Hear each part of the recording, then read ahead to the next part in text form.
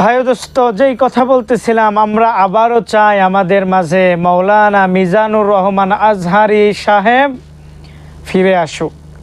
আমরা চাই কি চাই না যুবক ভাইয়েরা? যে মূল উদ্দেশ্যে লাইভে আসছিলাম, আমরা চাই হাজার হাজার লক্ষ কোটি যুবকের ভালোবাসার একজন প্রিয় মানুষ ডক্টর মিজানুর রহমান আল আজহারি। তিনি এত সুন্দর চমৎকার আলোচনা করতেন। আমাদের বাংলাদেশের গর্ব, আমাদের বাংলাদেশের গর্ব।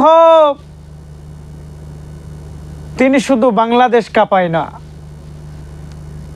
তিনি শুধু বাংলাদেশ কাঁপায় না, সারা বিশ্ব জুড়ে তার সম্মান, তার ভালোবাসা আমার আল্লাহ পাক রব্বুল আলামিন দিয়েছেন।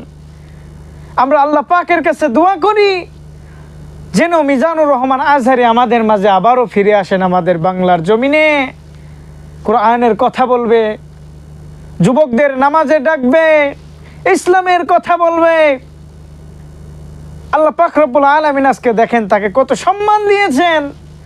যেই কথা বলতেছিলাম যে একজন আলেমের কতটুকু দাম, একজন কোরআনের হাফেজের কতটুকু দাম, আজকে যদি আমি তুমি জানতাম তাহলে আজকে গুমরাহের পথে যাইতাম না, বেনামাজি হইতাম না। আল্লাহ আমাদের সকলকে কবুল করুক, পড়েন আমিন।